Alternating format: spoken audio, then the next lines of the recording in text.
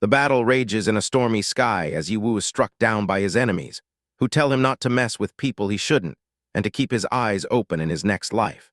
His eyes suddenly glow with a brilliant blue light as he unleashes a massive wave of electrical energy, sending his attackers reeling.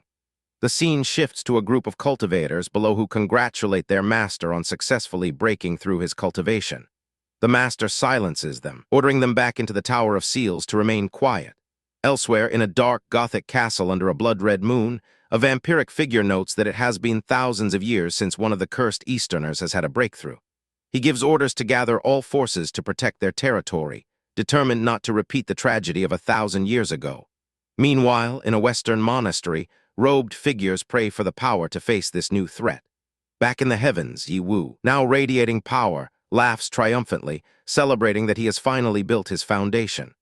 A ghostly image of his master appears, calling to him as war and explaining that he had calculated this retreat would take 2,000 years. The master's projection elaborates that if so much time passed, the world's spiritual energy would have greatly weakened, and it might be the end of the age of magic. Yiwu is stunned, realizing that what felt like 2 days to him was 2 millennia to the outside world, and he resolves to investigate. His thoughts are interrupted by 2 men in modern combat gear, who are shocked to see someone floating in the sky and decide to kill him. Yiwu observes that his attackers have no cultivation and wield weapons unknown to his time, confirming that 2,000 years have indeed passed. He moves to capture them for information, but is shocked when they die instantly from what he considers a minor injury, making him ponder how weak mortals have become. He finds a ringing smartphone on one of the bodies, displaying a call from Jangs. He answers it, and a woman's voice shouts that she will never marry a country bumpkin like him. Yiwu marvels at the device's ability to transmit sound over thousands of miles without any spiritual energy, concluding its creator must be a supreme expert. Realizing the dangers of this new era, he decides to adopt the identity of the deceased man, who also happens to be named Yiwu, promising to give him a proper burial and avenge any enemies he might have. The scene transitions to a modern shopping street where Jiang Zioru is complaining to her friend, Lin Kaienkian, about her family pressuring her into this arranged marriage. She says she is a university student, and a country bumpkin is unworthy of her, vowing to find a miracle doctor named Old Zhu to cure her grandfather so she can nullify the engagement. Yiwu learns that the man whose identity he is borrowing was from Heiju University sect, and decides that joining the sect is the best way to understand this new world. He takes flight, but is startled by a commercial airplane, a flying boat with no energy signature, which makes him cautious. Distracted, he collides with a window cleaner high on a skyscraper, causing him to fall. An hour later, Yiwu lies exhausted on a park bench when a little girl approaches him, asking if he is hungry because her mom says people who are hungry don't feel like moving. He tells her he was just resting, noting her lack of spiritual energy. He realizes that a short flight has completely drained his power and resolves to follow his master's advice to keep a low profile until he reaches the nascent soul stage. The girl offers him food, pointing out his worn clothes. He accepts, and as they prepare to eat together, he reflects on the chaotic state of the world where even mortals seem to lack proper clothing, yet children retain their innocence. The girl's mother suddenly appears, worried, and as she runs over, her bodyguard Old Hai moves to attack Yiwu. Yiwu effortlessly dodges and blocks the man's punch. The mother tells her bodyguard to stop, and after learning from her daughter Yin Yin that Yiwu was simply resting and she had shared her food with him, she makes Old Hai apologize. The bodyguard explains he thought Yiwu was a kidnapper. As a token of gratitude, the mother gives Yiwu a thick stack of cash. As they part ways, Yiwu tells Yin Yin to eat well, sensing she has a strange illness. He discreetly gives her a small pill, telling her to eat it if she feels unwell. In their car, the mother's assistant reminds her of their appointment with miracle Dr. Zhu. Yin Yin's mother tells her to throw away the candy the strange man gave her. Just then, Yin Yin clutches her chest in pain. Panicked, her mother urges the driver to hurry. The girl remembers the man's instructions and looks at the pill. At Dr. Zhu's residence, the mother frantically begs the doctor to save her daughter. After a brief examination, Dr. Zhu sighs gravely, informing Madame Wang that there is nothing he can do and she should prepare for the worst. The mother collapses in despair, pleading that she would give her own life to save Yin Yin. The doctor explains that the only cure for such an ailment is the legendary 9 turns rejuvenation pill, a divine medicine from 2,000 years ago whose formula is now lost. As he speaks, the pill Yiwu gave Yin rolls from her hand. Dr. Zhu catches its scent, and upon examining it, he is shocked to realize its smell and shape match the description of the legendary pill. The mother explains that a poor young man gave it to Yin, claiming it could help her heal. The doctor, ecstatic, confirms that Yin can be saved. He declares that the young man who gave them the pill is no destitute beggar but a divine being experiencing mortal life, and they must befriend him. He insists they must thank the young man, but the mother admits she doesn't know him. The family's bodyguard recalls they met him near Heiju University. Piecing it together, they conclude this divine being is posing as a student and decide they must find him at the university to repay their debt. Back with Yiwu, the phone rings again with a call from Aunt Zhu, whose voice sounds identical to his master's wife. She invites him to lunch, and he agrees, pondering the strange coincidences of this new era.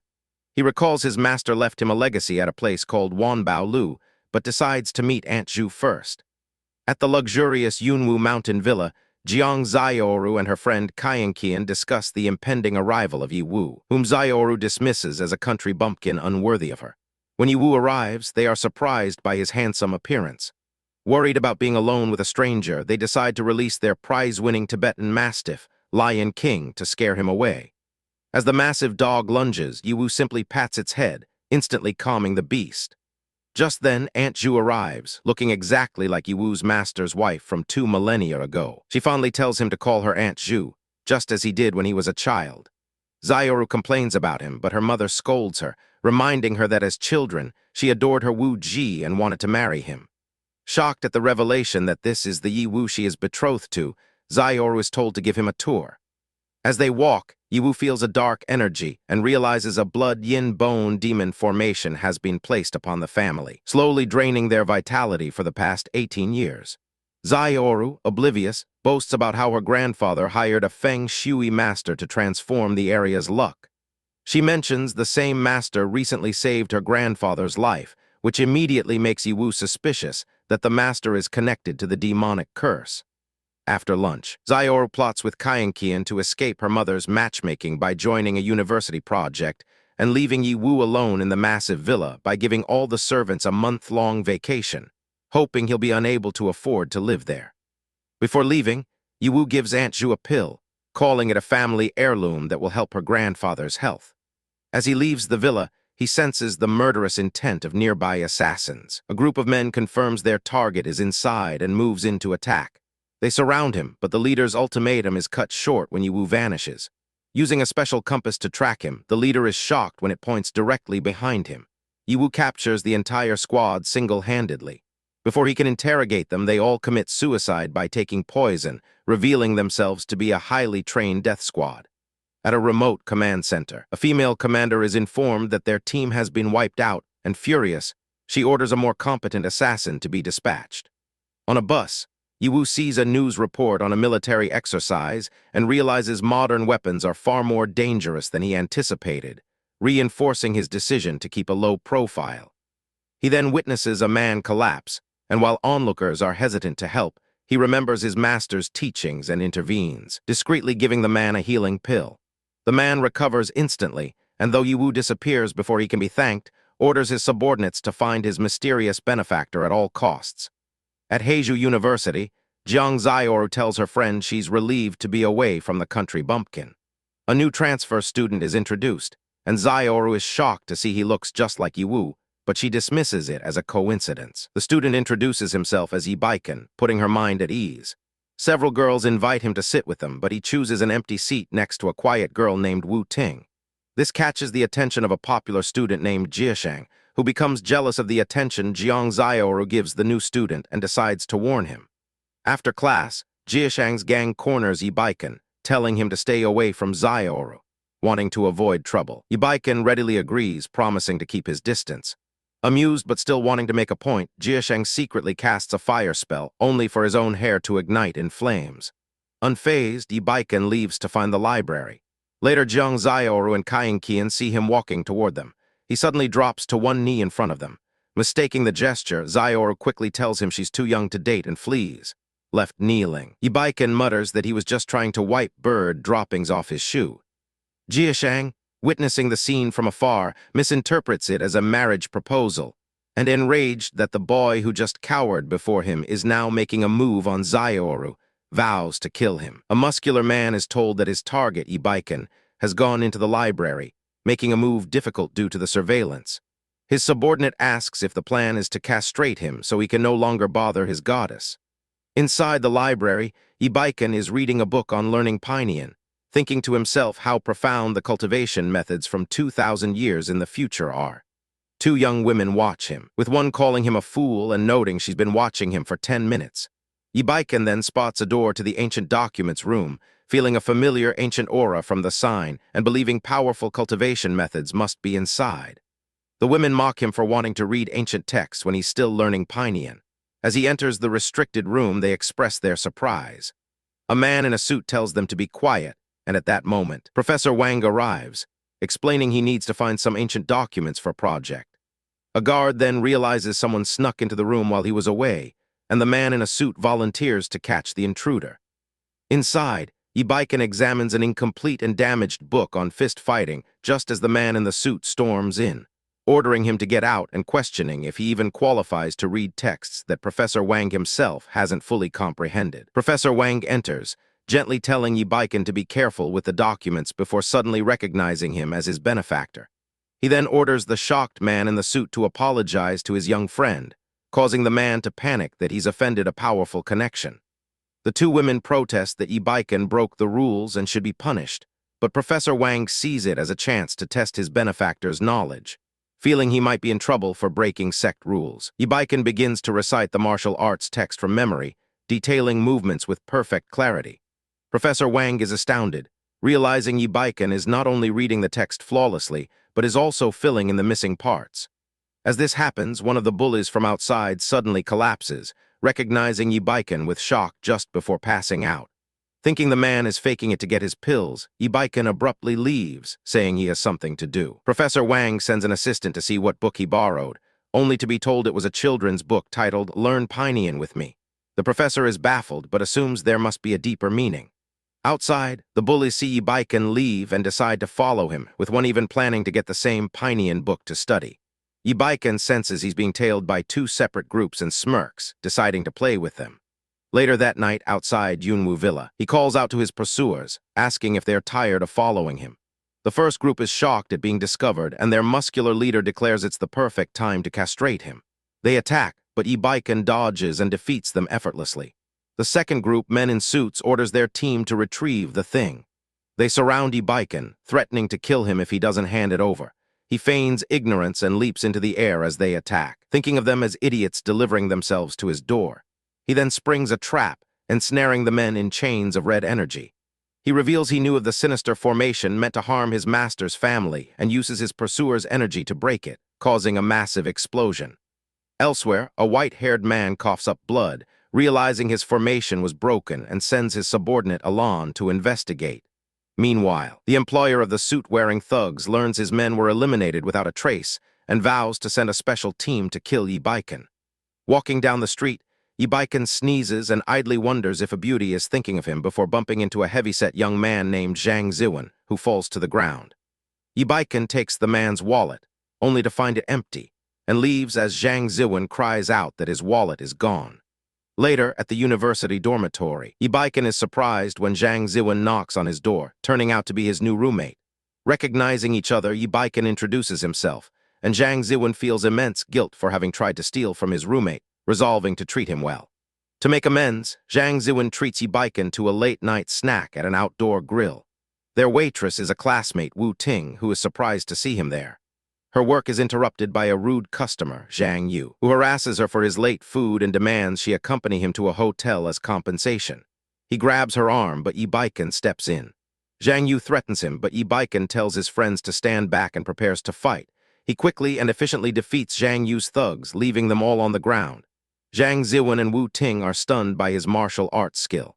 A terrified Zhang Yu drops to his knees and apologizes profusely. Afterward, Wu Ting asks Ibaiken to walk her home since she's still scared, and he agrees. She explains she's working to pay for her mother's medical bills, and he feels sympathy for her. On the way, he senses a strange pocket of spiritual energy, which is unusually concentrated for the 21st century. Noticing a "for rent" sign nearby, he gets an idea. The next day, one of Zhang Yu's thugs sees Yibiken in the restroom and gathers his friends for revenge. They ambush him but are quickly defeated again and forced to beg for mercy. Yibiken extorts 10,000 from them for his troubles before letting them go. Later in class, he asks Wu Ting about renting the room he saw, confirming he has the money ready. During the lecture, he tells the teacher her health is failing, which enrages her and gets him kicked out of the class. Immediately after, the teacher receives a call from Professor Wang, who invites Yibiken to join his prestigious Da Kin project team, leaving her shocked and realizing her mistake. She rushes to the library, finds Yibiken, and apologizes profusely, explaining the professor's invitation. Meanwhile, the thug leader from the restroom, Lai Jiu, is in the infirmary plotting his revenge. He calls a local crime boss named Chong and asks him to deal with Yibiken. As Yibiken leaves the library, he is cornered by Lai Jiu and his men, who boast that Chong is on his way. When Chong arrives, he is horrified to see that the target is Yibiken and immediately punches Lai Jiu for trying to get him killed. Chong kneels before Yibiken, apologizing for the misunderstanding and forcing a bewildered Lai Jiu to do the same. After extorting more money from the terrified Lai Jiu, Yibiken heads toward the Cloud Mist Mountain Villa, the place where he broke the formation. Alon, the master's subordinate, is there investigating the damage. He spots Yibiken approaching and confronts him, accusing him of destroying his master's work. As Alon's men attack, another group, the one hired to retrieve the two books, also appears. Yibiken sees an opportunity and cleverly tricks the two factions into fighting each other by yelling for one group to stop the other. While his enemies battle, he sits back and eats an apple, watching the chaos unfold. Once the fighting dies down, he reveals his deception, laughing at how easily he fooled them all. The enraged leaders attack him, but he proves to be far more powerful, effortlessly disarming the suit-wearing man and shattering Alon's flaming sword with his bare hands. The suit-wearing man tries to flee, but Yibiken appears behind him instantly, telling him to practice in his next life before finishing him. Sometime later, Yibiken arrives at the Da Kin project team's office to join as the new member. A senior member, Q, introduces him to the team, which includes a girl who finds him handsome and a jealous man in a purple suit who decides to teach the new guy a lesson. The man, taking advantage of Professor Wang's absence, bumps into Yibiken and secretly plants an item in his pocket. He then loudly accuses Yibiken of theft, calling for security. Q asks Yibiken what he took, but he denies taking anything. The man in purple insists he saw Yibiken steal the valuable Suihu pearl and demands he be searched. The search turns up nothing, shocking the accuser. Yibiken then calmly smiles, points at the man in purple, and announces that his accuser is the real thief. Shen Kai, dressed in a purple suit, angrily denies the slander, proclaiming his seniority makes it impossible for him to be a thief. Yibiken calmly suggests that if Shen Kai is so sure of his innocence, he should consent to a search. A security guard then orders Shen Kai to present his hands for a pat-down. As the guard searches him, Shen Kai panics internally, confused as to why the Suihu pearl he planted on Yibiken hasn't been found. To his horror, the guard pulls the very same pearl from Shen Kai's own pocket, announcing that he's found it. Shen Kai stares in utter disbelief, muttering that it's impossible. A woman on the team admonishes him for framing someone while being the actual thief, expressing her misjudgment of his character. Shen Kai frantically tries to explain that he put the pearl in Yibiken's clothes, but it inexplicably ended up in his own pocket. Yibiken simply scoffs, questioning Shen Kai's intelligence for even attempting to go up against him. The pearl falls from Shen Kai's trembling hand. The woman, senior sister Kyu, informs him that framing someone is a serious offense, and their project team has no place for individuals with such questionable character. She fires him on the spot. Shen Kai falls to his knees, begging for a second chance, but she coldly tells him not to waste his breath and has security drag him away. Yibiken watches him go, thinking to himself that Shen Kai is only reaping what he sowed. Later, senior sister Q apologizes to Yibiken for the ordeal on his first day, and as both a welcome and an apology, invites him to a team dinner. Yibiken graciously accepts, and the team heads out for barbecue and beer. At the restaurant, Yibiken mentions he chose the spot to help out an acquaintance.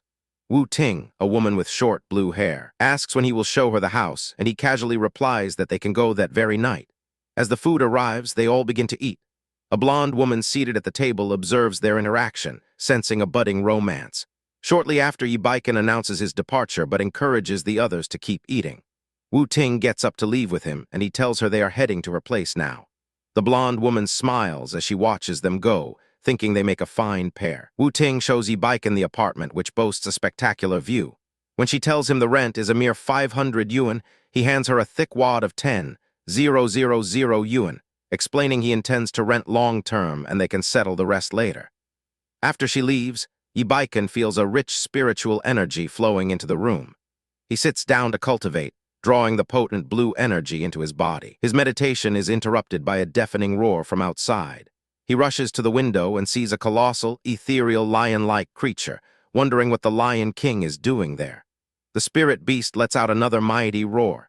Yi-Baiken immediately understands that the creature is the source of the incredibly dense spiritual energy in the area. His own body begins to crackle with power as he prepares for the confrontation. Without hesitation, he leaps from the balcony to face the beast head-on, clashing with it in a flurry of powerful blows. Yi-Baiken stands his ground as the spirit beast charges at him, a blur of raw, untamed power. He runs towards the creature as it shifts and reforms, then launches himself into the air and delivers a powerful punch to its face, shouting for it to die. The beast roars in agony, and a brilliant golden light explodes from the point of impact, throwing Yi-Baiken backward. He is then consumed by a vortex of spiritual energy, emerging as a winged, angelic figure. When the light subsides, he lands back on the ground, his transformation vanished, to find a large, fluffy brown dog barking excitedly at his feet. The dog continues barking at him. Yi-Baiken amusedly asks if it's upset that he devoured its prey. The dog barks again, gesturing with its head, leaving Yi-Baiken to wonder about its intentions. It then paws at the ground, revealing a glowing light beneath the surface. Yi-Baiken's eyes widen in recognition of a spirit vein. He is astounded, realizing this feng shui treasure land is the reason for the spirit beasts and the potent energy, making it a perfect spot for cultivation. The rich energy allows his 1,000 miles eye technique to activate flawlessly. His eyes glow, but he suddenly sees something that causes him to recoil with a nosebleed, sensing that something is terribly wrong. The next morning, the wail of an ambulance siren wakes him.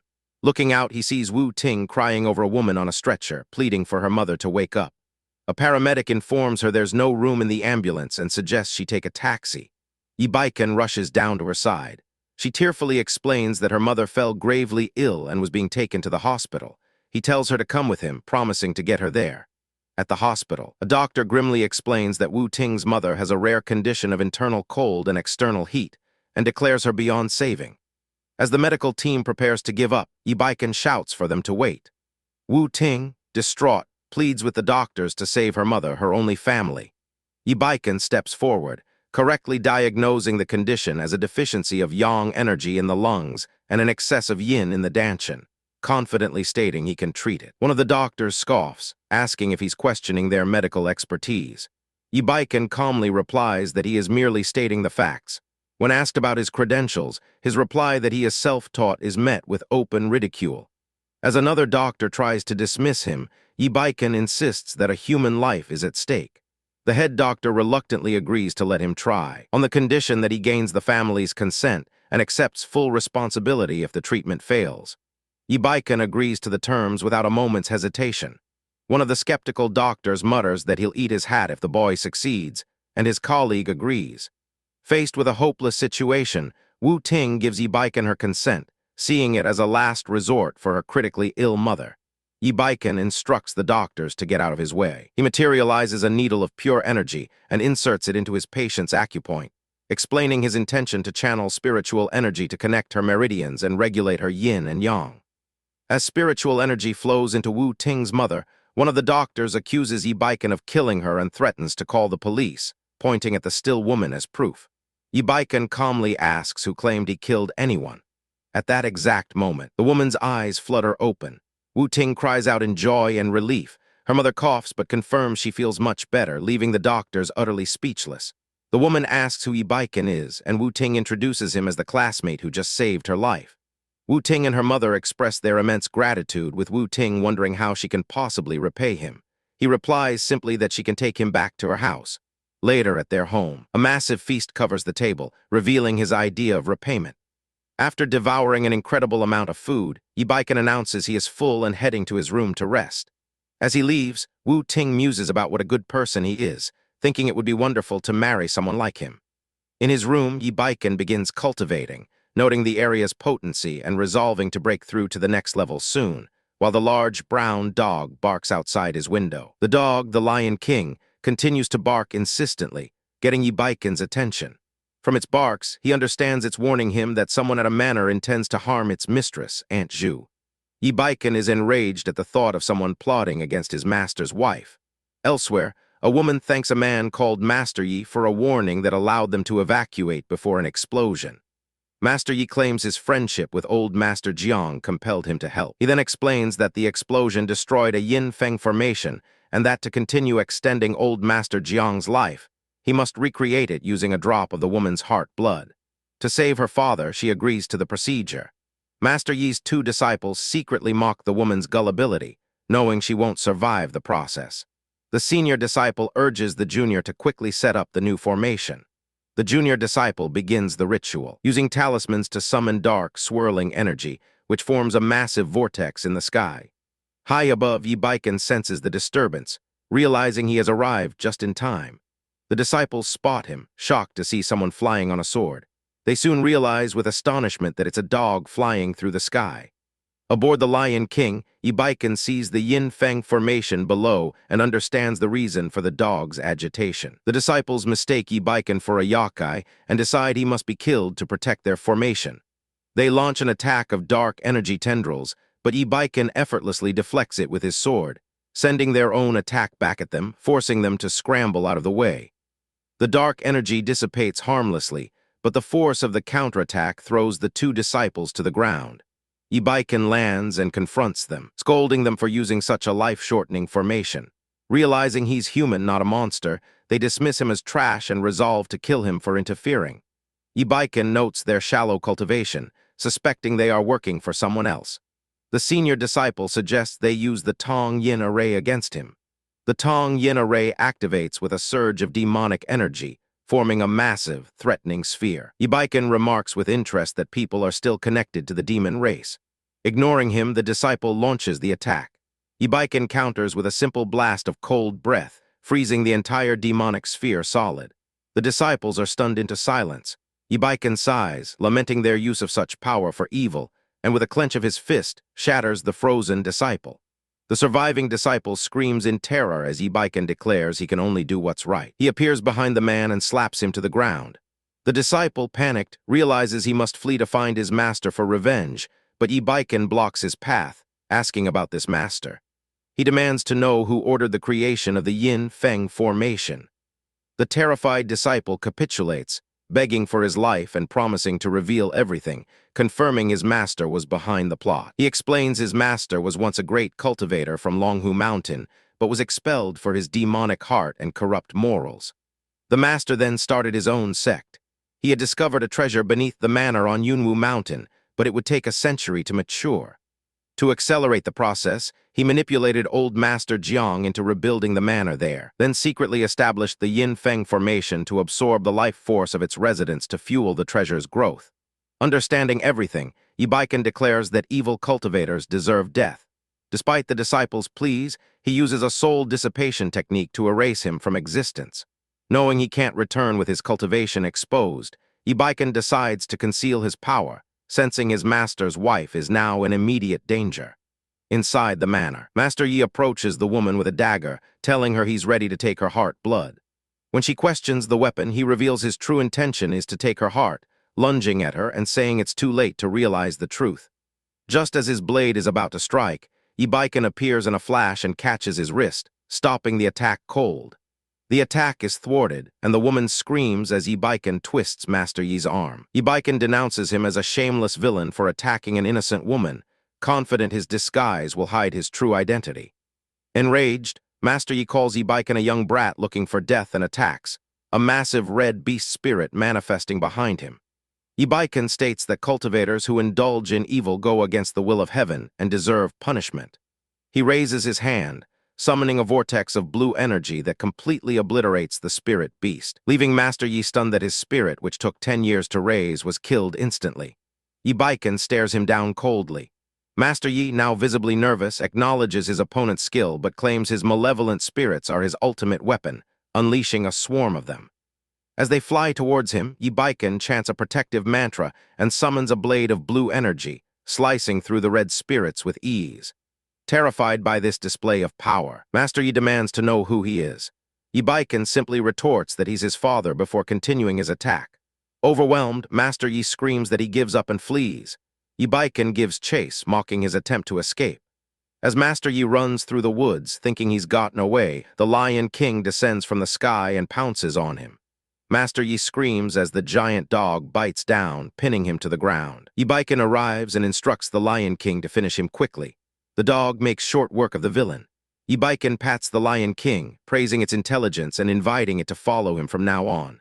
Sensing his master's wife and her guards approaching, Yibiken decides to depart.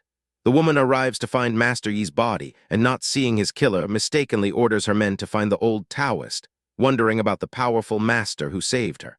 Elsewhere, Yibiken tells the Lion King they need to replenish the spiritual energy they've used. He finds a secluded spot to cultivate, asking the dog to stand guard in exchange for a reward of spiritual energy later. As he prepares to meditate, a group of men in black suits surround him, telling him he shouldn't be there. They identify themselves as Mr. Huo's bodyguards, stating that their master is practicing his fist technique and must not be disturbed. Yibiken scoffs at their claim, dismissing the technique as mere fancy footwork. Insulted, the bodyguards move to attack him for disrespecting their master. Suddenly, an old, bald man appears between them, shouting for them to stop, creating a tense standoff. The elder master confronts Yibiken, demanding to know what he meant by calling his fist technique mere fancy footwork. He explains that while the technique has its subtleties, it lacks key movements and cannot exert its full power, comparing it to a dish that looks good but tastes bland. The elder, angered, states that the technique is an ancestral heirloom and warns Yi not to slander it without evidence. Yi proposes a deal. He will help perfect the fist technique, and if the elder is satisfied, he will give Yi the place they are in. The elder scoffs at his arrogance but agrees, vowing to take Yi as his master if he can truly perfect the form. He announces he will only demonstrate it once, channeling a powerful white aura around his hand before striking a large tree, which explodes with a loud bang. The elder and his men are stunned, with the elder realizing that Yi exerted several times more power using the same technique. One of the men remarks on how strong Yi is, feeling lucky they didn't make a move earlier. The elder, now humbled, addresses Yi as master and thanks him for his guidance, apologizing for his earlier rashness. He confirms that the place now belongs to Yi. He tells him to take his people and leave, as he needs peace and quiet. The men agree and begin to retreat, with the elder commanding them all to get back. He then tells his lion dog that it can start guarding the area now. As they leave, the elder instructs his subordinate to investigate the new master's background thoroughly. Alone, he contemplates the strange events of recent times, noting the similarities between Aunt Zhu and his master's wife, and the existence of other cultivators like the Taoist boy and Master Yi, which confirms that cultivation forces still exist in the modern world. He wonders if everything is just a coincidence, and decides he needs to find out more. He calls his senior sister, Q, and asks if there is any place at the school where he can find information about 2,000 years ago. She tells him that information is limited, but a project team is going to an archaeological site rumored to be from that era, and if he's interested, he should come see her that night. He considers that a tomb from 2,000 years ago might hold the truth he's looking for and runs off to meet her. That night, under a full moon, they arrive at the dig site, and Q confirms that this is the tomb she mentioned. He asks about the other people present, and she explains they are bodyguards hired by the school because a previous archaeological team went in and never came out. One of the other girls with them expresses her fear, but Q tells her not to talk nonsense and urges everyone to go down together. Inside the tomb, the girls are amazed by its immense size. Q briefs them on their mission: find the missing team and bring back valuable antiques for research. Suddenly, he pauses, catching Q's attention. She asks what's wrong, and he replies that he's just a little dizzy. Elsewhere in the tomb, a group of shadowy figures discusses the new arrivals, noting that their previous killings didn't act as a deterrent. Their leader, a large man in a mask, declares that their organization sent them to find treasure, and that tonight, no one but them will get out alive. As he speaks, an energy blast is launched towards Yi's group. He senses the ambush and pushes Q out of the way, warning her to be careful. The darts fly past them, missing their targets. The masked man wonders how he missed, and his subordinate yells out, asking who is there. The other students cry out in fear, thinking they've seen a ghost. He reassures them that the figures are not ghosts. One of the bodyguards draws his gun and tells the attackers to stop or he'll shoot. One of the masked men dares him to try, then lunges forward with incredible speed, declaring the bodyguard is looking for death. He unleashes a barrage of energy projectiles, striking the bodyguards, who cry out in pain.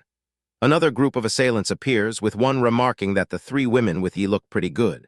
His leader agrees, suggesting they each take one, have some fun, and then kill them. He makes his presence known, and one of the men comments on how subtle his presence was, nearly missing him. The man says he looks weak and that he will handle him. He scoffs at Yi for being a show-off and calls him arrogant, mocking him for being unable to break a small stick. He then throws a smoke bomb, laughing that Yi has been tricked, but as the purple smoke clears, Yi is completely unharmed. He asks the man if he really thought such a cheap smoke bomb would work on him. The attacker, furious at being humiliated, charges forward, shouting that he will kill Yi. He swings his blade, but Yi effortlessly catches it between two fingers. The men are shocked that he could not only deflect the blade, but also counterattack. The leader wonders what they should do now, acknowledging Yi has some skill. He tells his men not to be afraid, as he still has a secret weapon, a soul-sealing lamp. The leader taunts Yi, asking why he doesn't kneel and beg for mercy now that he knows what the artifact is. His subordinate joins in, saying that if he kneels now, he might have a chance to save his life. The leader begins to activate the lamp's power, but he casually remarks that the soul-sealing lamp is pretty good and that he likes it. Annoyed, the subordinate rushes forward to attack, but Yi kicks him away effortlessly, sending him flying back towards the lamp's purple energy stream. The man cries out in agony as his soul is ripped from his body. His brother, the leader, watches in horror, apologizing that he didn't mean for that to happen. He coldly suggests that rather than repent, he should accompany his brother, and with a wave of his hand, he sends the leader into the lamp's energy stream as well. He then takes the soul-sealing lamp for himself. He crushes the lamp in his hand, releasing the souls trapped within. He then approaches Q, telling her he brought a rejuvenating pill and that she will wake up after swallowing it. The girls wake up groggily, complaining of headaches and wondering what happened. One of them spots the corpse of the bodyguard and screams. Yi, realizing he forgot to deal with the body, quickly concocts a story, claiming the bodyguard died protecting them and that he luckily managed to fight off the attackers with a gun he picked up. Q praises him, saying he's really amazing. He then points out a strange, glowing wall he found earlier, suggesting it might lead somewhere. He touches the wall, which gives way to reveal a hidden passage to the main tomb. Excited, the others follow him inside. He senses a highly concentrated spiritual energy and wonders if he'll find other cultivators here. The main chamber is filled with skeletons, and Q wonders what happened to all these people. She spots a glowing sword embedded in a stone pedestal and reaches for it, but Yi shouts for her not to touch it. He pulls her back just as a burst of lightning erupts from the sword. A woman named Jangs appears, remarking on the lightning magic phenomenon. She notes the sudden concentration of spiritual energy and wonders if a treasure has appeared. One of her subordinates reports that the people they sent in have lost contact. Jaehyun orders one team to follow her into the tomb while the others guard the exit. Back in the chamber, the students are terrified, believing a ghost has appeared. A skeletal guardian, glowing with purple energy, materializes and warns them to be careful and hide behind him. The guardian demands to know who dares trespass in its master's domain. He asks for the master's name, but the skeleton declares that servants cannot speak their master's name and attacks, shouting that intruders must die. He decides that if it won't talk, they'll have to fight. He launches a blue fireball which collides with the skeleton's shield, knocking it back. The girls are shocked, and Kyu asks how he can use magic. The skeleton, now on the ground, demands to know who Yi is. He replies that his identity isn't important, but what is important is that the skeleton has angered him. He tells the 1,000-year-old remnant soul that it has been troubled enough and should reincarnate properly to avoid the suffering of guarding this place. Kyu, still stunned, asks Yi who he really is. He turns to her with a smile, telling her not to be afraid because he's a good person as the glowing sword begins to pulse with energy. Lightning crackles around the sword, and he identifies it as a thunder sword containing lightning magic. Suddenly, another group of people drops into the chamber. Their leader, the woman from before, announces that they've had their eye on this treasure for a long time and tells Yi to hand over the thunder sword. Another wave of enemies arrives. The woman's subordinate notes that Yi seems to have cultivated a bit and offers to lead a team to deal with him. They charge forward, telling Yi that this is their territory and to get lost. Yi effortlessly dispatches them, and the leader realizes she can't use force and must use her brain this time. Her men grab the students and she threatens Yi, saying that while she won't hold it against him for killing her men, the Thunder Sword is hers. She warns him to hand it over obediently, otherwise his friends will be next. One of the girls cries out for Yi to save her. Yi feigns indifference, saying it's just a Thunder Sword and she can take it herself. As her subordinate moves to grab the sword, Yi unleashes a burst of energy, incapacitating the men holding his friends hostage. The woman asks him if he is all right, and he tells her that he is fine. The enemy leader angrily asks why he attacked her men after she let him off, and Yi retorts that she is the only enemy here, so who else would he mess with? She admits he has some skill comparable to her own, but now that she has the Thunder Sword in her hand, he is dead. She laughs maniacally, channeling the sword's power and unleashing a dragon made of lightning, boasting about its power. However, Yi is completely unfazed, asking how this is possible. He tells her the Thunder Sword is a spiritual thing and offers to teach her how to use it. Before she can react, he appears behind her, revealing her target was just an afterimage. He takes the sword from her hand, telling her to watch closely, and with a single slash, he unleashes a massive wave of ice energy that strikes her down, demonstrating the sword's true power. She screams as the attack hits her. He examines the sword and notices a spell inscribed on the blade. The woman is racked with electricity, screaming in agony before collapsing, unconscious but alive. He reassures his terrified friends that she didn't die.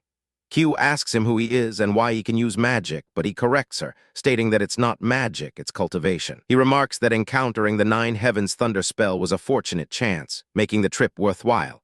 Meanwhile, a storm of spiritual energy brews above the tomb, signaling the appearance of a great treasure.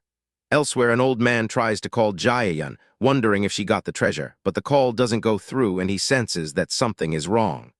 Back in the tomb, Jaehyun coughs and awakens. He observes that she clings to life quite tightly. She begs him to spare her life. He asks who she is, and she explains she is from the Guan Shan sect, sent by her superiors to find the treasure. He realizes that cultivation sects still exist in this era, and tells her the sword is his now and she can leave. She hesitates, then asks if she can follow him. She explains that she failed her mission and will be killed if she returns, so following a powerful person like him is her safest option, but he tells her he's not interested. As they prepare to leave the tomb, Yi stops and tells his friends he is just erasing some of their memories. He explains that his cultivation has been exposed, and if they go back like this, the news will spread. The next day, the students wake up in the project team's office with no memory of the events in the tomb. Q asks where they are, and Yi tells her she's awake. He explains that there wasn't enough oxygen in the tomb, causing everyone to faint, so he brought them back. She finds this strange as she doesn't remember anything at all. He suddenly clutches his stomach, saying he feels unwell and needs to use the bathroom. He asks a janitor for directions, who tells him the signs are down for renovation, but the men's room should be the one on the left. He thanks him and enters the restroom, but as he opens the door, he walks in on a woman who screams and calls him a pervert. Enraged, she attacks him, accusing him of peeking at her in the bathroom. She throws a poisoned needle at him, which paralyzes him instantly. She gloats that she'll let him smell filth all day, but as she turns to leave, she collapses to the floor, also paralyzed. He lies on the ground, complaining that he's a victim too. Two female students discussed a new professor named Jiang Ziohua, a young genius doctor who was only in her 20s. Elsewhere, a man, Yi felt that a woman's ruthless attack had blocked all his meridians. Luckily, he was able to mobilize his internal energy to open them. Otherwise, he would have been stuck like that for a whole day. As he sensed someone inside a nearby room, Jiang Ziohua was in that very office, introducing herself as the newly appointed professor to a woman at a desk. The woman welcomed her, saying she'd heard a lot about her, and handed over the required materials. Suddenly, the door was slammed open by a man named Liu Gisheng and his two henchmen, who announced that he had finally found Jiang Ziohua. The office administrator told them that unauthorized personnel were not allowed to enter, but Liu Gisheng coldly stabbed her without a word. He then calmly turned to Jiang Ziohua, asking what exactly she wanted. He reminded her that she had bought the heavenly fragrance herb he desired at the last auction.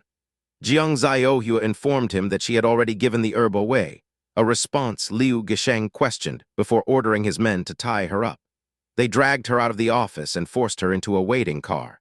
Yi witnessed the abduction from a distance, wondering if he was imagining things or if the woman had actually been kidnapped. He decided he had to investigate. An hour later, in a secluded location, Liu Gisheng gave a captive Jiang Ziohua one last chance to return the herb. He threatened to be ruthless if she didn't make the call to get it back, but she responded by spitting in his face. Enraged, he grabbed her by the jaw, demanding to know what right she had to steal what was his. He threatened that if he couldn't get the herb back, he would rape her first and then kill her. As he began to tear her clothes, she screamed for him to stop. Just then, a blade flew through the air and embedded itself in the wall right next to Liu Gisheng's head. Yibaiken entered the room, commenting on how lively it was.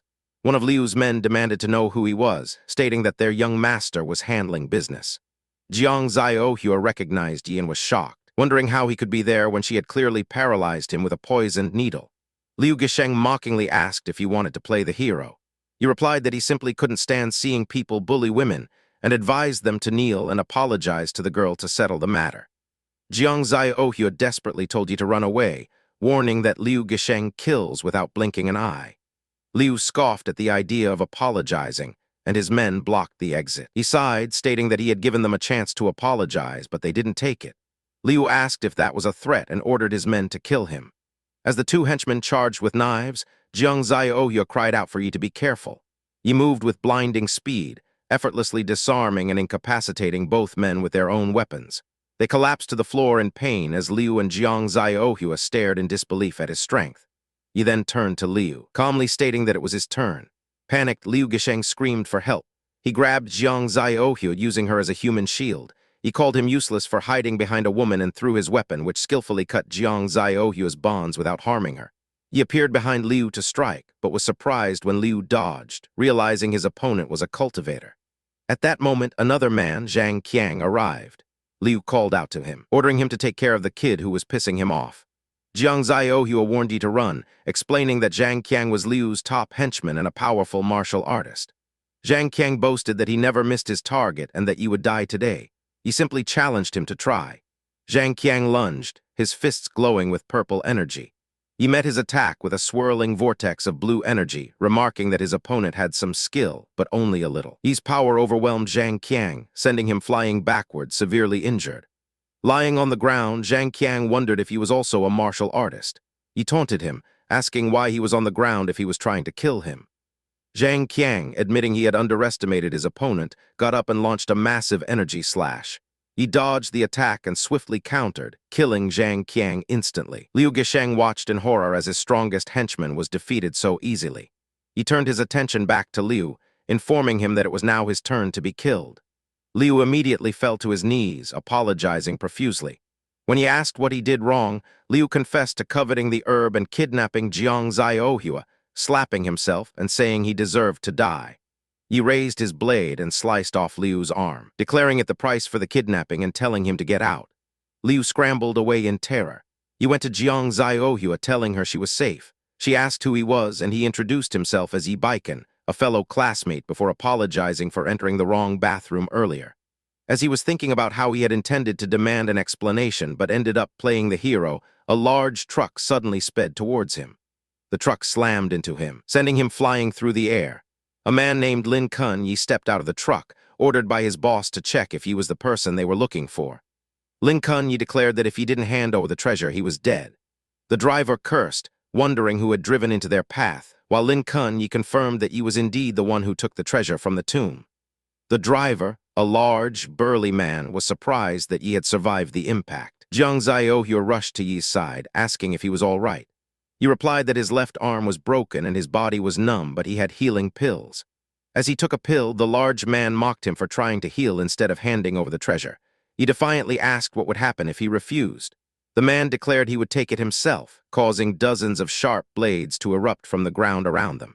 He pulled Jiang Ziohua close, telling her to be careful as the blades shot towards them. He managed to dodge the attack while protecting Jiang Ziohua. He told her to hold on tight, admitting his injuries prevented him from using his full strength. The large man grabbed Yi by the throat, giving him one last chance to hand over the treasure. Jiang Ziohua screamed for him to let Yi go, prompting the man to strike her, sending her to the ground. Enraged that he would dare hit her, Yi's demeanor changed. The large man summoned a massive energy sword, boasting that this was the treasure Yi wanted and daring him to take it. As he swung the weapon down, Yi countered with his own sword, now crackling with intense lightning. Their powers clashed, and the man was shocked that he could attack by surprise with such skill. The lightning overwhelmed him, and he prepared a final strike. The resulting explosion threw the large man back, coughing up blood. He called Yi a useless show-off before launching one last desperate attack, yelling for him to go to hell. Yi, however, calmly consumed another pill, restoring his energy instantly. He blocked the final blow with ease, explaining that he had only been suppressed by his injuries before and asking if his opponent really thought he could be killed. The man stared in disbelief, stating it was impossible as he had been completely helpless just moments before. He called him ignorant before unleashing an attack that decisively ended the fight. The defeated man tried to flee, but Yi appeared in his path, asking where he thought he could go.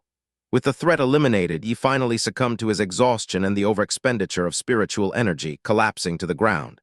Jangs rushed to his side, panicking when she realized she didn't have her silver needles to treat him. She quickly called for an ambulance. Half an hour later, she sat beside him in the ambulance, holding his hand and pleading for him to stay with her as they sped towards the hospital. At the hospital, a nurse informed Jangs she would have to wait as the head doctor was busy. Checking his pulse, she found it stable and concluded he was merely in a deep sleep. When another nurse called for help with a fainted patient, Jangs decided to get silver needles from the Chinese medicine department to treat Yi herself. Meanwhile, Yi awoke in the hospital bed, confused. He knew he needed to get to a spirit mine to absorb energy, or he would keep falling asleep. He promptly got up and left the hospital. Elsewhere, a man known as Dr. Zhu was preparing for a sales event with his subordinate, who confirmed the actors were ready. The subordinate explained their usual scheme, hiring actors to pose as patients for the doctor to miraculously cure, thereby selling their products. As the subordinate went to gather the actors, he was wandering outside the hospital, looking for the exit. The subordinate mistook his dazed state for method acting, grabbed him, and dragged him along, praising his commitment to the character before shoving him into a van headed for the event site. Jangs returned to the empty hospital room, wondering where he had gone. At the event, a large crowd eagerly awaited Dr. Zhu's live demonstration. The subordinate reported to the doctor that all the actors were ready, including a particularly convincing Oscar-level performer. Dr. Zhu took the stage to thunderous applause and delivered a speech on the virtues of medicine. He then presented his family's treasure, a set of buy-in-quest silver needles, and announced he had replicated them for public sale. He began his sales pitch but was interrupted by a skeptical audience member. To prove the needle's efficacy, he called for the patient to be brought out, and he was wheeled onto the stage on a gurney. As Dr. Zhu prepared to perform his fake acupuncture, the jade pendant he had acquired began to glow, feeding him a stream of spiritual energy. Revitalized, Yi's eyes snapped open and he sat up, wondering where the energy had come from. He quickly identified the pendant as the source. Dr. Zhu was flustered, whispering to Yi to cooperate with the act, reminding him he wouldn't get paid otherwise. Realizing he was in the middle of a scam, Yi agreed to play along, but on one condition. He wanted the doctor's family heirloom jade pendant instead of money. Dr. Zhu refused, but Yi threatened to expose him as a fraud, leaving him no choice but to agree. He then lay back down, and Dr. Zhu performed the miraculous healing to the amazement of the crowd. Backstage, Yi collected his payment, but Dr. Zhu tried to trick him, telling him to come upstairs to sign an agreement. He demanded the pendant immediately, and Dr. Zhu's friendly facade dropped as he accused Yi of trying to rob him. He called him a scammer, and Dr. Zhu summoned his henchmen. He easily defeated them, shocking Dr. Zhu with his strength. Seeing no other choice, Dr. Zhu surrendered the jade pendant. He took it and left, returning to school. A classmate greeted him, warning him about strict attendance checks. He sat down to rest, examining the pendant and sensing its stored spiritual energy. As he meditated, he received a vision of a construction site where workers discussed a stone tablet bearing the name Treasure Pavilion, a property of the Qingyun sect. Waking from the vision, he decided to investigate the site. He arrived and pretended to be looking for a job, and the foreman offered him a trial as a brick mover. Just as he agreed, a loud explosion rocked the construction site. The foreman noted that there must have been an accident and ordered everyone to hurry and check it out. At the sight of a strange, recurring cavern collapse, workers gather nervously, recalling that people died the last time it happened. Elder Jin arrives, silencing the crowd as he approaches the massive pit. He senses a powerful spiritual energy, remarking that the Azure Dragon is in position and the White Tiger emerges from the mountain, confirming the presence of abundant treasure within. He instructs his subordinate, Lin Kun, to find a group of workers to explore the cavern, privately telling him to bring more cannon fodder. The foreman gathers the workers, announcing the discovery of treasure and calling for volunteers to explore the collapsed cavern.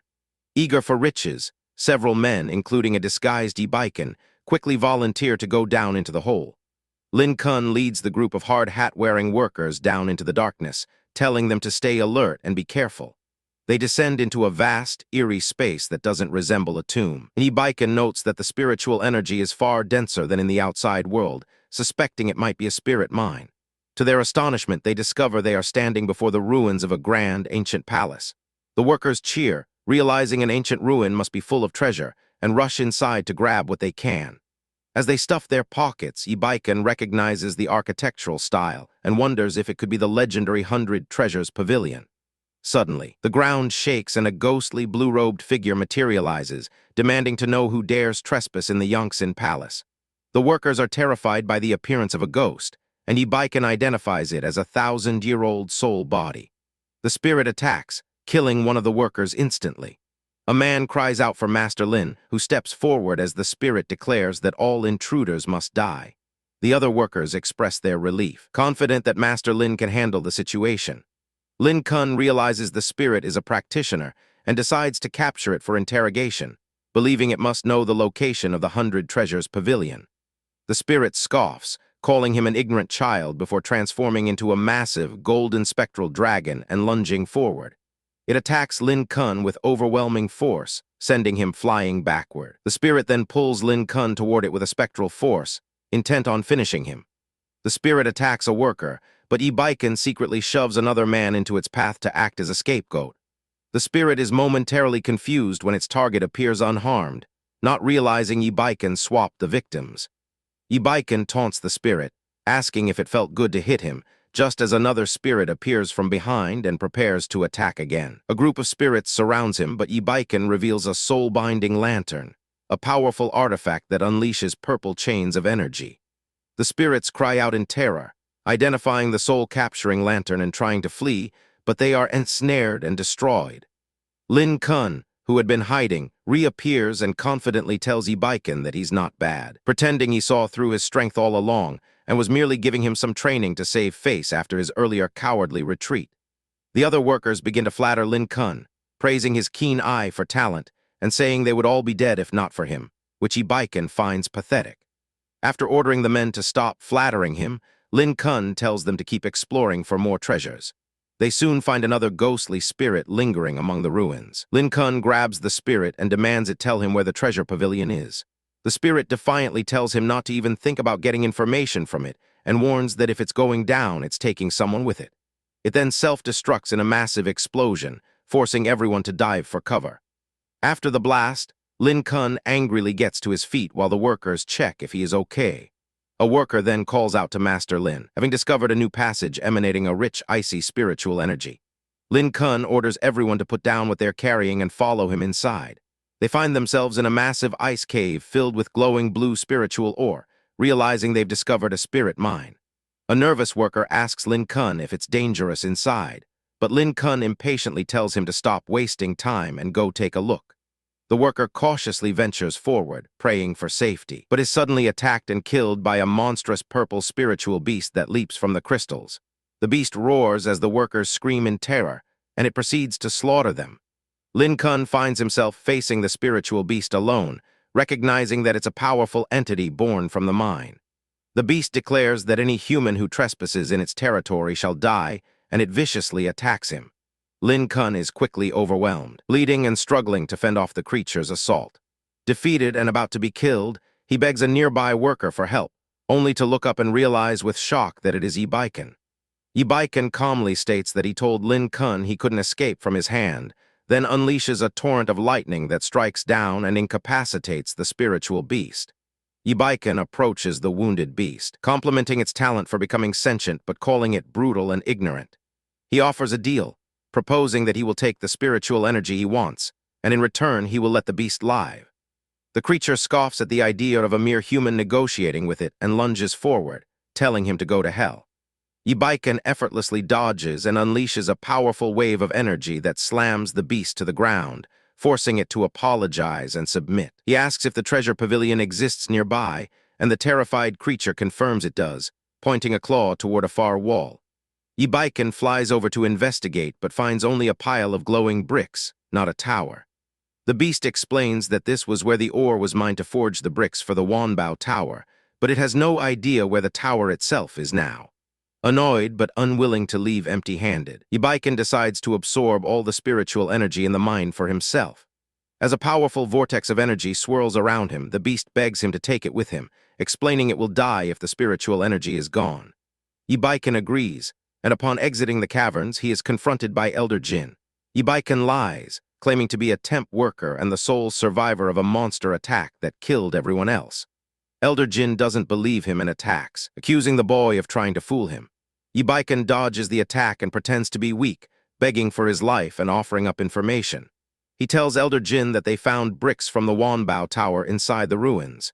Intrigued, Elder Jin reveals that the tower is a legendary artifact from the ancient Qingyun sect, said to hold countless cultivation techniques and rare treasures. Having learned what he wanted to know, Ibaiken drops his facade. He mocks Elder Jin for his foolishness and easily deflects his next attack, revealing his own immense power. Elder Jin demands to know who he really is, and Ibaiken introduces himself as being from the Qingyun sect, stunning the old man, who believed the sect had been gone for ages. Ibaiken swiftly defeats Elder Jin and forces him to swallow a poison that activates every 10 days, revealing that only he has the antidote. He spares the elder's life on the condition that he investigates the Wanbao Tower for him, to which the terrified man agrees. Later that night, while recovering his spent spiritual energy in a forest, Ibaiken's stomach acts up again, causing him to stumble and fall right in front of Miss Jiang, who screams and calls him a pervert once more. She angrily tells Ibaiken that she went through a lot of trouble to find him, asking people for directions because she was worried he would die. To make it up to her, Ibaiken offers to treat her to food and buy her anything she wants. Skeptical, she questions how much money he could possibly have, so he reveals a pile of gold and ancient treasures from the ruins, leaving her speechless. They take some of the treasures to an antique shop to sell them. The elderly shop owner examines a green jade artifact, and seeing they look like students, attempts to lowball them by claiming it's not very old and thus not worth much. Ibaiken, knowing the piece is 2,000 years old, scoffs at the owner's lie and prepares to leave for another shop. The owner quickly stops him, admitting he was just trying to haggle, and asks Ibaiken to name his price. Ibaiken demands 50 million. After a moment of stunned silence, the shop owner accepts the offer. Miss Jiang is shocked when Ibaiken is handed a check for 50 million. As they leave in a taxi to celebrate, a reckless sports car swerves into their lane, forcing them into a crash. Ibaiken grabs Miss Jiang and leaps out of the car just before impact. The driver of the sports car gets out, furious that his brand new car is wrecked, and demands the taxi driver pay for the damages. Ibaiken steps in, pointing out that the man was driving recklessly and illegally crossing a solid line. But the enraged driver tells him to screw off. A bright golden energy emanates from Ibaiken's hand as he strikes a man in a white shirt, telling him to screw off. The man is sent stumbling back, confusedly asking where Ibaiken went.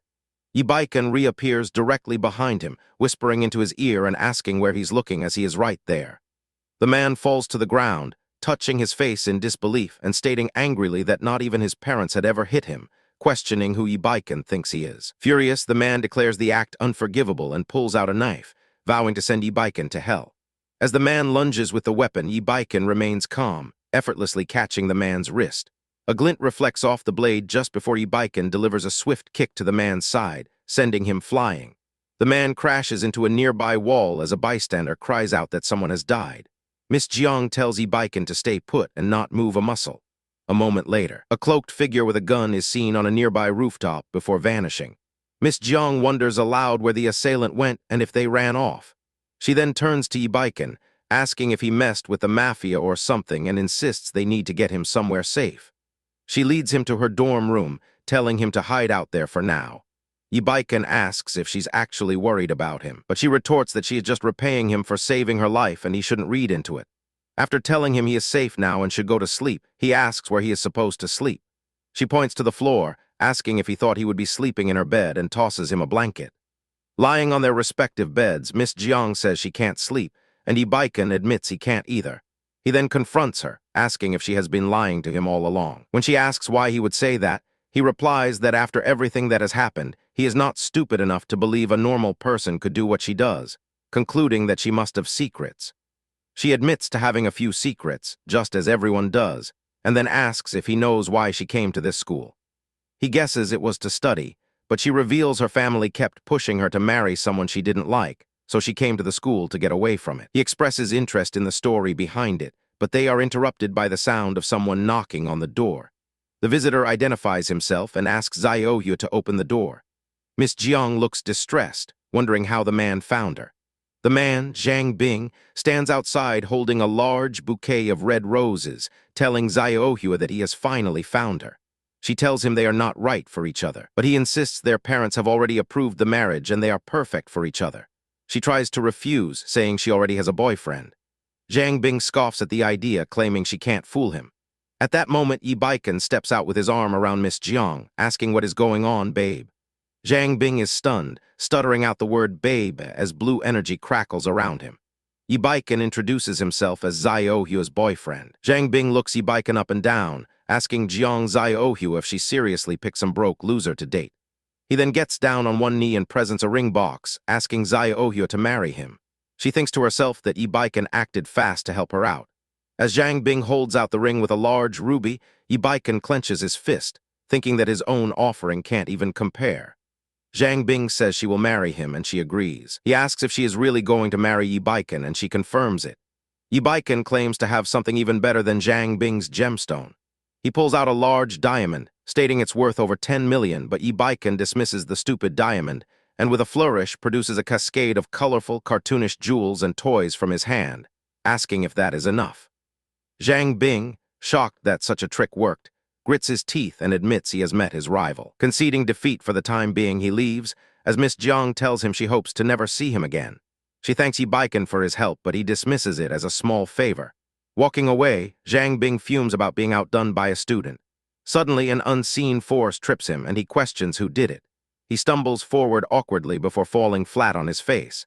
Yi and Miss Jiang watch from a distance, and he scoffs. She expresses her appreciation for what he did and offers to treat him to a meal. His phone rings, and he asks her to hold on while he answers the call. On the line, Senior Q informs him about a test for the project group in classroom 601 and urges him to hurry. After hanging up, Yi tells Miss Jiang he has an exam and will head over first, suggesting they have dinner that night.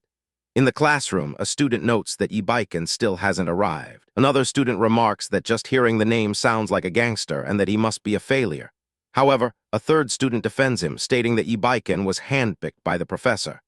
Just then, Yi walks in, introducing himself to the teacher and stating he's there for the project group exam. The teacher confirms his identity and tells him to come over and collect the test paper. The teacher searches for paper but says they seem to have run out. After a moment, he finds one and hands it to Yi telling him to find a seat and that pens are on the desks. A student scoffs, calling Yi useless backdoor trash and a waste of a project spot. Shortly after, Yi stands up and hands his completed paper to the teacher, saying he is done. The teacher is surprised he finished already, but Yi simply says he has something to do later and leaves. As he walks out, a student remarks that handing in the paper so soon proves he is a failure just trying to get it over with. Later, the teacher asks if anyone has seen the classical Chinese paper he put in the stack. He explains that since they have been running into hard-to-read classical texts, they turn them into a test to consult experts. A student says he didn't see it. The teacher then picks up Yi paper, realizing it is his missing classical Chinese paper. He confirms that it is the one Yi handed in, noting with surprise that he filled it all in. The student worries that Yi scribbled all over it and ruined it. However, upon closer inspection, the teacher realizes that it looks like he got everything right, shocking the other student who exclaims that Yi isn't a failure, but a genius. After leaving the exam, Yi is ambushed in a hallway by the same man from the rooftop, who lunges at him with a knife. Yi recognizes him and dodges the attack, sending the man stumbling past him. The attacker tells him to go to hell, but Yi easily deflects the blow and lands a powerful kick that sends the man flying down the hall. Yi notices that something is off, as the man's aura feels different. The attacker crashes into a wall, and Yi wonders if he is dead. Suddenly, the man's body begins to convulse unnaturally. A spiritual sword flies through the air, but the man's body, seemingly moving on its own, dodges it. Yi realizes the man is already dead, and his body is still moving, which is strange. A woman hiding in the shadows remarks that Yi is a cultivator, but that's all he is. Yi senses that the body is being controlled. He finds it interesting, realizing this is what has been going on in the shadows. He suddenly locates the controller, a woman in a business suit who is shocked that he found her. The controlled body lets out a roar as dark energy surges around it. The woman is furious that he broke her puppet spell and decides she will have to handle this herself. She leaps into the air, calling him a little rat and announcing she has found him. Their blades clash with explosive force, and she is shocked at how strong he is. Yahello asks who she is and why she is trying to kill him, but she scoffs, stating she is a professional assassin and will not be tricked into talking. He calls her words nonsense and swiftly slits her throat, saying that many have tried to kill him and he won't lose sleep over one more. In an antique shop, a man is informed by his subordinate that the assassin they sent has failed the mission. The boss becomes enraged, yelling that they are all a bunch of useless trash. The subordinate apologizes, admitting he didn't investigate properly and had no idea their target was a martial artist. When the boss asks if he knows who the target is now, the subordinate says they only have one photo and hands it over. The boss recognizes the man in the photo, exclaiming that it's him. The subordinate asks if he knows him, and the boss confirms that this is the person the Juki Bureau has been after, the one who took the key. He reveals that the organization has already sent several groups to kill him, but all have failed, warning that he is not to be underestimated. He then orders that word of the target's location must not get out, seeing this as their chance to earn merit. Meanwhile, Yahello and Miss Jiang are having a meal, which she notes must have cost a lot, but he tells her to consider it his treat. Their meal is interrupted by a group of men in black suits who tell Miss Jiang to please come with them. Yahello stands up, demanding to know who they are and telling them to let her go. She tells him not to be impulsive, explaining they are her family's bodyguards. Her father then appears, telling Yahello to hurry back with him and asking if she knows what kind of trouble she has caused. She addresses him as Dad. Yahello is surprised to learn the man is her father. Her father coldly asks if Zhang Bing has come to see her and she confirms it. He then grimly informs her that Zhang Bing is dead. Miss Jiang is shocked. Her father explains that the Zhang family knows about his death and has blamed the Jiang family, attacking them in the business world, and if it continues, they will be bankrupt in less than 10 days. He tells her to come with him to the Jangs to humble themselves and ask for forgiveness. She refuses, insisting she didn't kill him and isn't going anywhere, but Yahello steps forward, confessing that he was the one who killed him and will go deal with the Jangs. Miss Jiang tells him not to talk nonsense, but he calmly says not to worry, as he can handle it. Her father warns him that the Jangs are hiring killers from all over to hunt down the murderer, and that he will be dead for sure if he goes. Yahello states that a real man owns up to what he has done, and that who lives and who dies is not set in stone. Her father asks who this boy is, and Miss Jiang explains he is just a student from her school. At the Zhang Group building, two women discuss the news that Zhang Sheng's son was murdered, and that the banquet being held is actually a recruitment event to find his killer. They notice Yahello and ask if he's also there for the banquet, playfully guessing he might be one of the killers attending. One of the women asks him since he's a killer, he must know who killed Zhang Bing. He replies that he does know him, and she excitedly asks if the killer is handsome, explaining that the Zhang family is widely disliked and that whoever killed the son is a dashing hero they adore. Yahello realizes just how disliked the Zhang family truly is. The crowd is pushed aside as President Zhang arrives. He steps out and thanks everyone for coming to his bounty banquet. He gets straight to the point, announcing the banquet is to recruit black market assassins and invites anyone interested to step forward. A group of large, muscular men step up, asking if the rumor of a 30 million bounty is true. President Zhang corrects them, stating the bounty is not 30, but 50 million to be transferred immediately upon finding and finishing the killer. The muscular men declare that since he is so generous, they won't hold back and will find the killer within 3 days. Yahello calmly steps forward, announcing there is no need to search, as he is the one who killed him. The crowd murmurs in shock, questioning if he is the killer. Enraged, President Zhang orders the bounty hunters to kill him. One of the muscular men lunges with a blade, but Yahello moves with incredible speed, dodging the attack and disarming him. He questions if they really think the likes of them can take him down. Another attacker yells for him to die, but Yahello catches the blade with his bare hands. He declares their strength pathetic and tells them to get reincarnated and train harder. As they fall back, one of the men vows that he is no man if he doesn't kill Yahello today and lunges again. A massive explosion of force erupts from Yahello's position, sending the assassins flying. When the dust settles, President Zhang wonders if they got him. Yibaiken stands unscathed amidst the rubble, scoffing and asking if this is all they've got. He levitates into the air as rocks and debris float around him, shocking President Jang, who wonders if it's a supernatural phenomenon. He realizes that Yibaiken is a martial cultivator too. Yibaiken's eyes glow with red energy as he declares that since they dared to attack him from behind, their deaths are near. He unleashes a powerful wave of energy that blasts all the assassins away. President Jang curses, calling the assassins useless. The two women from earlier are impressed by how strong and handsome Yibaiken is. Yibaiken approaches Zhang Sheng, telling him they need to talk. Zhang Sheng backs away fearfully, but Yibaiken states that he killed his son and it has nothing to do with the Jiang family, demanding that he stop all pressure on them immediately. Enraged, Zhang Sheng asks how he dares to make demands after killing his son. Yibaiken grabs him by the collar, tells him enough of his nonsense, and repeats his warning to stop oppressing the Jiang family or he's dead. Back at the Jiang family courtyard, Jiang's father laments that the Jangs have bought out all their properties, leaving them with no way out. His daughter tries to reassure him, but he blames her for running away from the marriage, claiming none of this would have happened otherwise. He warns her not to get too close to that shady guy, but she defends Yibaiken, calling him her savior. Her father dismisses him as just some broke kid.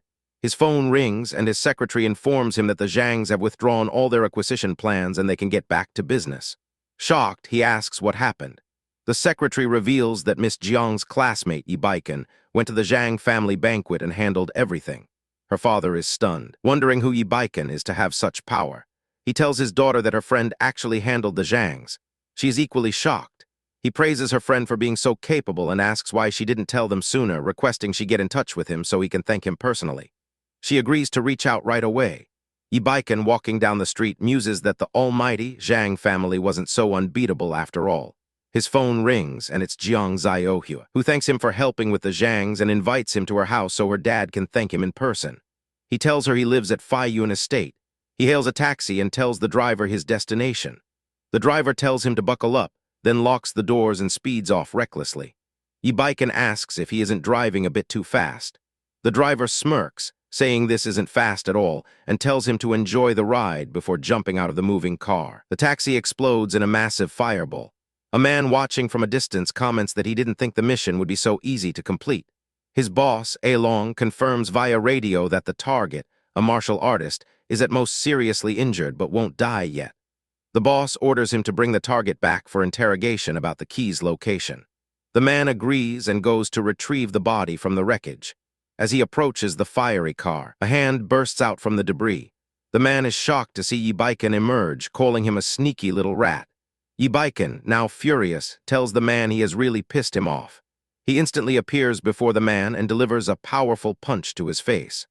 The force of the blow sends the assassin flying into the sky like a rocket. A massive explosion of multicolored energy erupts in the middle of a street. As two men approach, another man falls from the sky with a cry of pain. The subordinate reports to his boss that they underestimated their opponent's strength as he walked out of the explosion without a scratch. The boss looks on in shock, recognizing the man before them as Yibaiken. Yibaiken asks his attackers if they were not satisfied after he sold them the jade pendants last time, and now they were here to kill and steal. The boss tells him not to play dumb and dismisses the pendants as junk, demanding he hand over the key. Yibaiken looks at him with a puzzled expression, asking what key he is referring to. The boss insists that Yibaiken knows better than anyone where it is and gives him 10 seconds to comply or face the consequences. Yibaiken replies that he has no idea what key they are talking about, and the enraged subordinate charges forward, yelling that Yibaiken is looking for death.